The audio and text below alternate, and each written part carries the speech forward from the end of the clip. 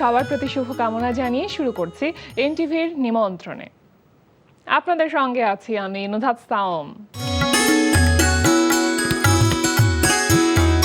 প্রিয় দর্শক, এনটিভির নিমন্ত্রণের আজকের আয়োজনে থাকছে সংস্কৃতি, এনটিভি অনুষ্ঠান সূচি ও আলাপন। প্রথমেই সংস্কৃতি।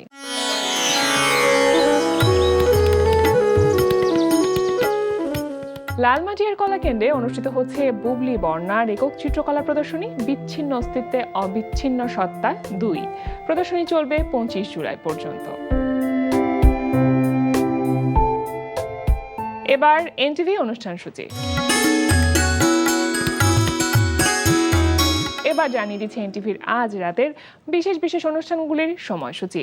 সন্ধ্যা 6:15 থাকছে সমসাময়িক বিষয় নিয়ে অনুষ্ঠান সংলাপ প্রতিদিন।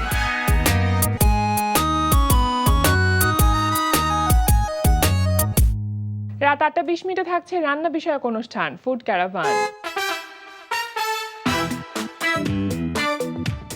রাত 9:30 থাকছে শামস করিমের পরিচালনায় ধারাবাহিক নাটক 7 কিলো 1 গ্রাম।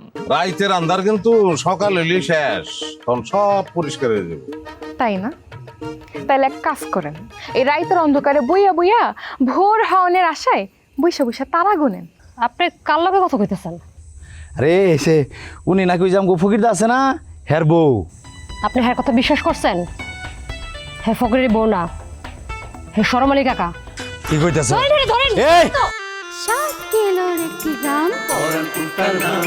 রাত 11:30 সরাসরি সম্প্রচার হবে টক শো এই সময়।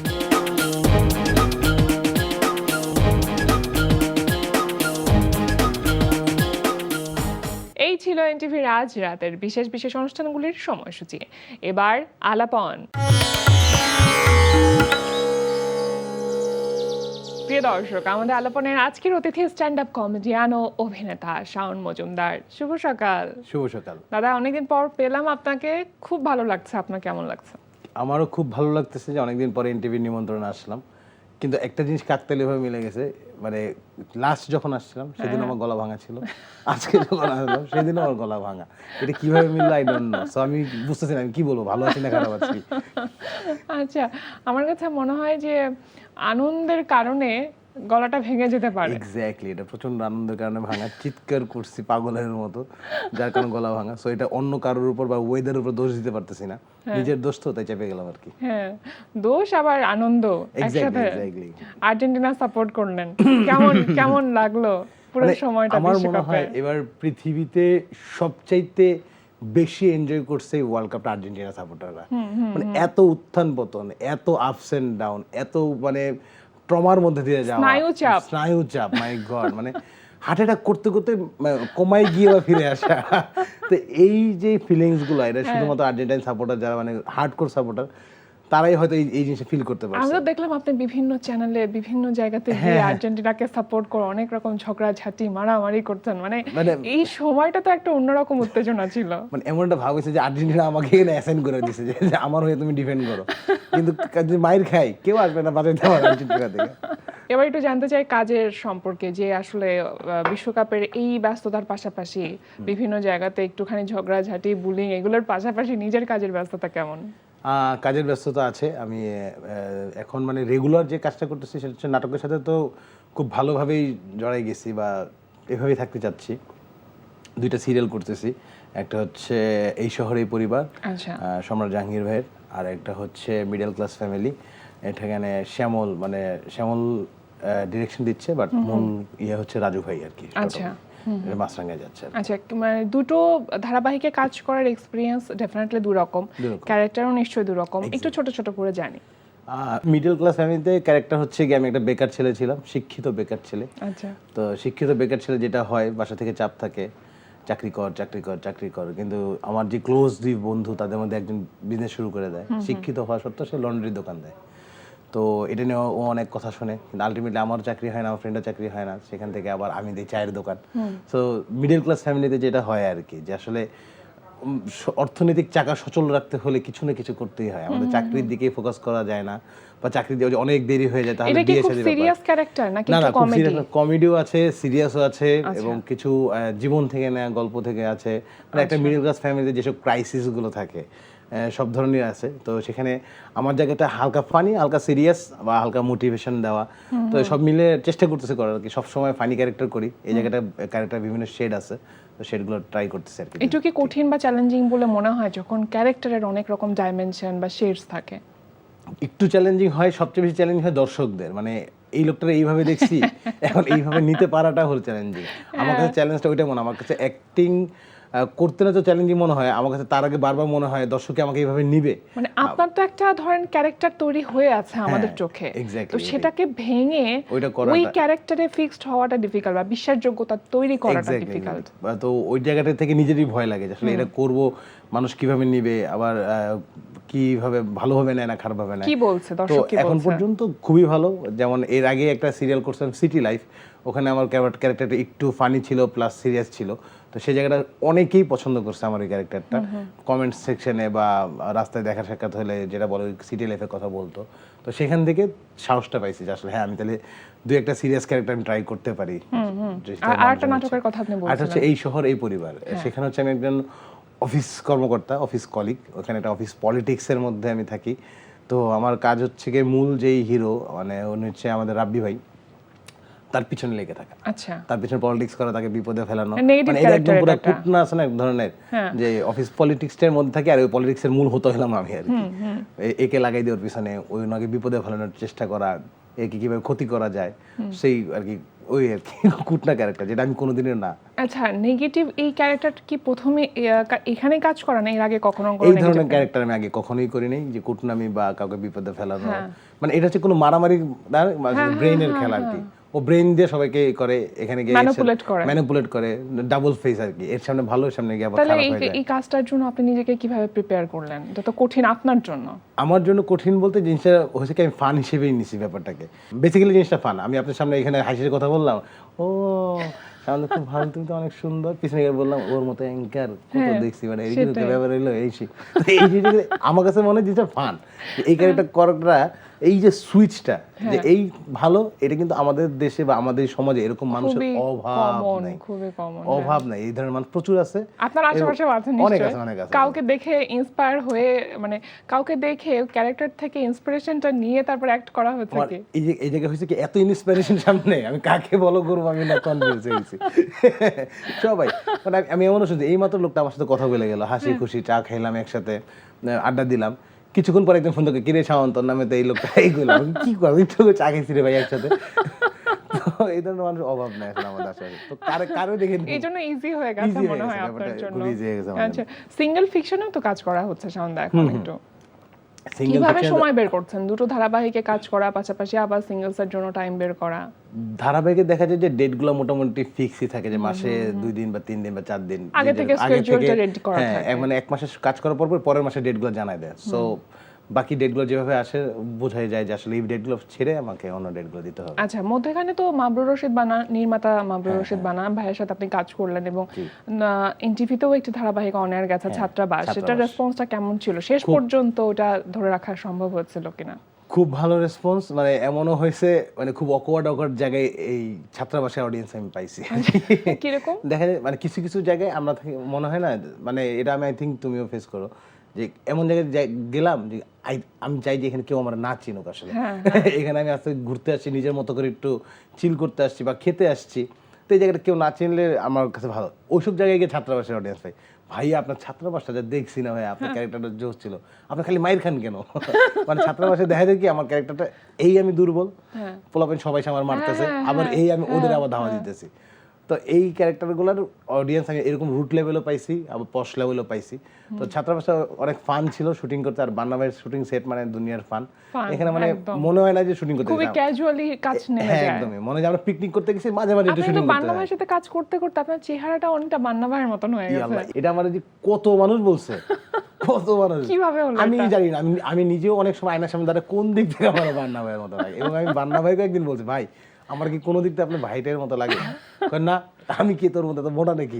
আমি কিন্তু না ভাই, মোটার জন্য না, যেই দেখায় আপনার বান্না ভাইয়ের মতো লাগে, আপনার বান্না ভাইয়ের মতো লাগে। আমি কিন্তু বলতে কোন দিক থেকে মনে করলাম বান্না ভাই। আচ্ছা, আমি আয়না দিয়ে তাকালাম, হচ্ছে একটু দাঁড়িয়ে আছে, বান্না ভাই তো দাঁড়িয়ে রাখে, একটু মোটা ফ্রেমের চশমা পরি, আমি পছন্দ করি, তো মোটা ফ্রেমও আছে, তো এই দিক থেকে আমাকে দেখ বলছে। কিন্তু এরপর থেকে না অনেকেই আমার মানে বলছে এটা কি আপনার ভালো লাগছে নাকি ভালো লাগছে না? না আমার ভালো লাগছে না। বান্না ভাই অবশ্যই একজন ভালো মানুষ, মানে ভালো নির্মাতা, ওনার মতো কেউ মনে করে তাহলে ঠিক আছে, সমস্যা নেই। কিন্তু কথা হলো আমার কাছে তো লাগতে হবে যে বান্না ভাই মতো। আমি জানি না কেন বান্না ভাই যদি দেখে থাকেন ভাই, আমার তাহলে ছোট ভাই নিয়েই নেন, আর কি করবে, সেটাই। সমাজের চাপে বান্না ভাই একটি ছোট ভাই দত্তক নিল, নিউজ চলে আসবে।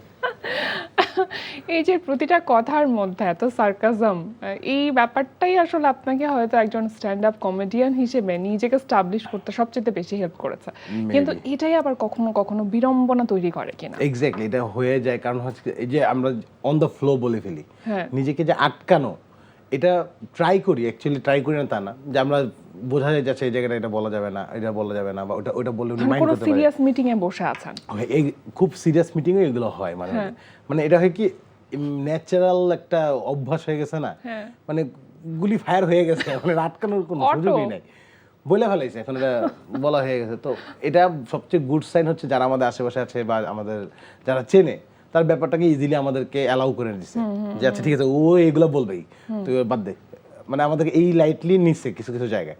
যদি সবাই আমাদের সিরিয়াসলি নিত, অনেকদিন আগে মায়ের খেয়ে আমি হাসপাতালে থাকতাম।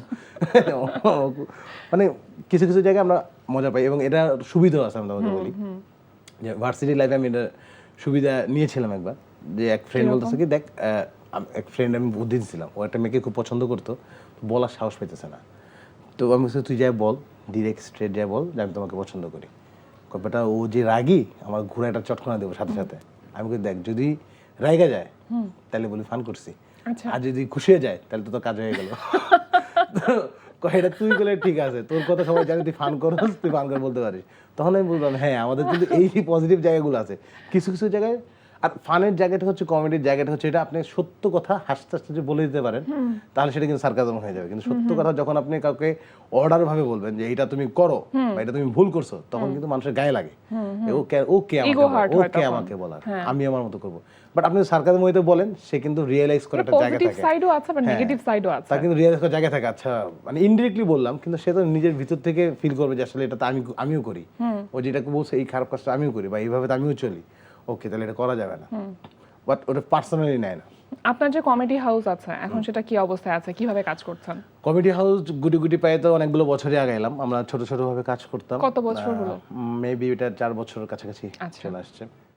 তো ভাবছিলাম যে আমরা 2 বছর বা 1 বছর টিকতে পারবো না, এই ভেনু ওই ভেনু এই ভেনু, অনেক স্ট্রাগল ছিল ডেফিনেটলি। এটা আনবিলিভেবল স্ট্রাগল, মানে একটা পুরো হাউসকে চালানো, বাট একটা কমিউনিটিকে মোটিভেটেড রাখা অল টাইম। কারণ এটা আমার একার পক্ষে সম্ভব না, আমার আশেপাশে ভাই ব্রাদার স্ট্যান্ড আপ কমেডিয়ান আছে, তাদেরকে মোটিভেটেড রাখা যে হ্যাঁ চলো আমরা করি, ফেল করে আবার শুরু করা, আবার ফেল করা, আবার শুরু করা, একটু সাকসেসের মুখ দেখতাম, দেখে আবার ফেল করতাম, আচ্ছা, সেখানে আবার স্টার্ট করতাম কিছুদিন পজ দিয়ে। বাট আমি স্টার্ট থামাই নেই, হ্যাঁ, মানে যে ফেল করে চুপচাপ বসে আছে আমি এটা কখনোই করিনি। আমি যতবার ফেল করছি ততবার আবার নতুনভাবে স্টার্ট করছি আগের ভুলগুলো থেকে। তো এই করতে করতে এখন পর্যন্ত আমরা টিকে আছি মার্কেটে, আমাদের ভালো একটা হয়, বিভিন্ন কোলাবোরেশন করি। তো আমাদের নেক্সট আমরা খুব আশাবাদী যেটাকে নিয়ে, গুলশান 2 রেনেসাস হোটেল 5 স্টার হোটেলে আমাদের একটা কোলাবোরেশন হচ্ছে। আমরা এভরি মান্থে 2টা করে শো করবো সেখানে। এছাড়াও আমরা একটা কোলাবোরেশন করলাম তার আগেই ক্রাউন প্লাজার সাথে 5 স্টার গুলশান 2, সেটাও। তো এই কোলাবোরেশনগুলো হচ্ছে কমেডি হাউসের সাথে বড় বড় কোলাবোরেশন। তো এগুলো হচ্ছে আমার মনে হচ্ছে এতদিনের কষ্টের এই ফসলগুলো এখন আমরা পাচ্ছি।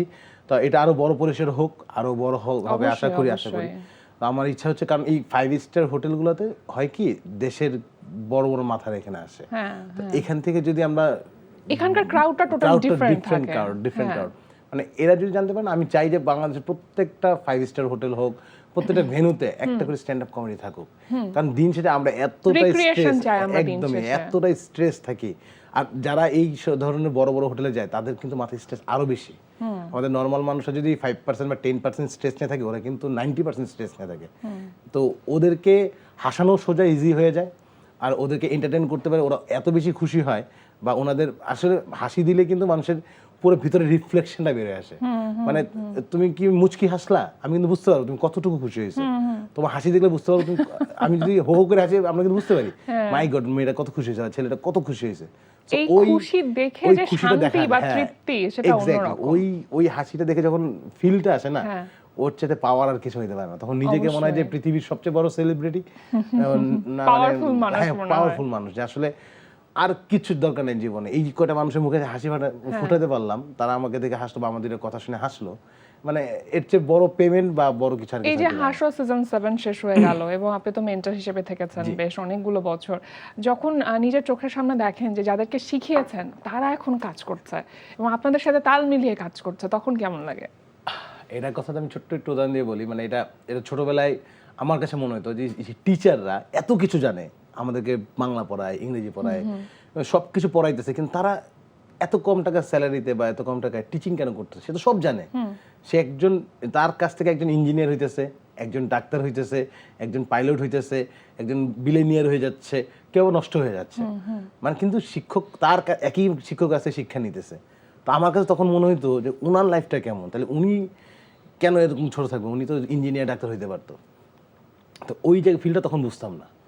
ওই ফিল্ডটা এখন মনে হয় যে অ্যাকচুয়ালি যখন দেখি যে আমার গাইড করা একজন ছেলে বা মেয়ে বা স্টুডেন্ট ও আমার থেকে ভালো করতেছে, কোথাও গেলে আমি গেলে ওর নামটা বলতেছে যে আসলে উনি কেমন আছেন, ওনার পারফরমেন্স আমার খুব ভালো লাগে, ভালো লাগে, তখন অটোমেটিকলি যে একটা প্রাউড ফিল হয় নিজের ভিতর, অটোমেটিক যে একটা খুশি ফিল হয়, মানে ওই ফিলটা বলে আমি বোঝাতে পারবো না কখনো। তো তখন আমি রিয়েলাইজ করি আসলে শিক্ষকরা কেন সারা জীবন শিক্ষকতা করে যায়। এই যে আমি এখন প্রায় ট্রাই করি আমার নিজের স্কুলে যাইতে, আমার টিচারদের সাথে একটু কথা বলতে, যারা আমাদের পড়াইছে, তখন ওনাদের মুখে ওই হাসিটা দেখি, আরে মানে এখন গায়ে হাত দিয়ে কথা বলে, আদর করে কথা বলে, আগে ব্যাদ দিয়ে কথা বলতো। আমি বলতো, স্যার এই আদরটা আমি মাঝে মাঝে স্যার এই আদরটা যদি তখন করতেন, আমি এই আদর তখন করলে তুই আজকে এই জায়গায় যাইতে পারতি না। মানে অদ্ভুত লাগে, এই অদ্ভুত ফিলিংস গুলো আসলে যারা প্রত্যক্ষ দেখে তারা হয়তো ফিল করতে পারে, এটা বলার মন বাইরে। সেটাই, এইভাবেই সন্তুষ্ট নিয়ে থাকুন, নিজের কাজের প্রতি সন্তুষ্ট থাকা আমার কাছে মনে হয় পৃথিবীর অন্যতম একটি আশীর্বাদ।